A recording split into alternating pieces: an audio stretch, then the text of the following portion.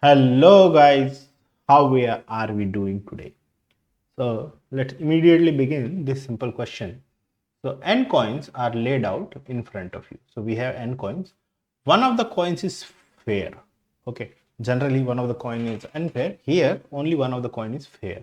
While the other n minus 1 have probability 0 to 1 of showing heads. So they are not fair and the probability is somewhere between 0 and 1. It can be half, it cannot be half. So if only one is fair, so obviously that is not half. But it is somewhere between 0 and 1. Obviously, the probability of showing heads is lambda and the probability is generally between 0 and 1, not including both. So that's important. So this is not there. Maybe that is the important part. Okay, if all n coins are flipped, so we are flipping all the coins, find the probability of an even number of heads. Okay, so find the probability of even number. So let's forget the fair coin for a moment and let's focus on the other n minus 1 coins. Okay, so the probability of getting heads in that n minus 1 coin, even heads, okay, will be a number which will be 0 between 0 and 1. So let's call that number p. Okay, so we have even heads from n minus 1 coin.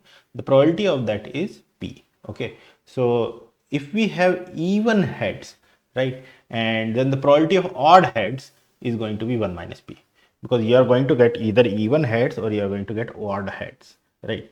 They are mutually exclusive and a complete set, right? So you'll either get even or you'll get odd. You will not get something else entirely. Okay, so the probability of getting even heads from the other is p. So now we want totally we want even number of heads. We want to figure out the total probability of getting even heads, right? So if everybody else other than the fair coin has a probability of p for getting even, so we want to make sure that the fair coin gives us a tail. That's the only way, and the probability of tails is 2.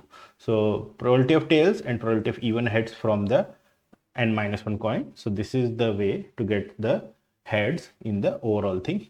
And if all the other coins are showing tails, the probability of that is q, which is equals to 1 minus p.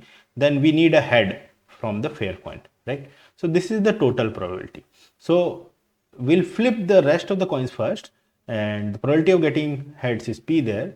So the total probability, if they give heads, so there are two cases, whether the rest of the coin gives heads or they don't give heads. If they give heads, then we have half multiplied by half of totally getting heads, and if they all give an odd number, then we again have to multiply half. This half represents getting a head, this half represents getting a tail.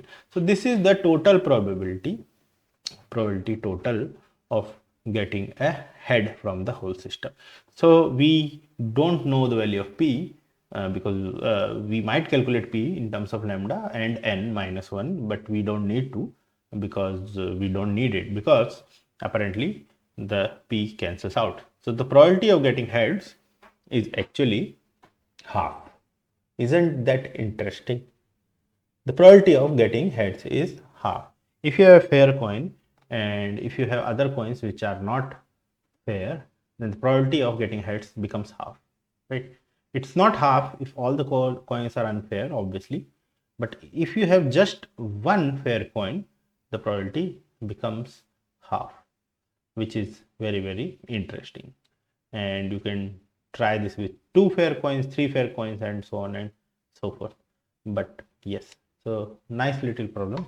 I hope you liked it. Thank you.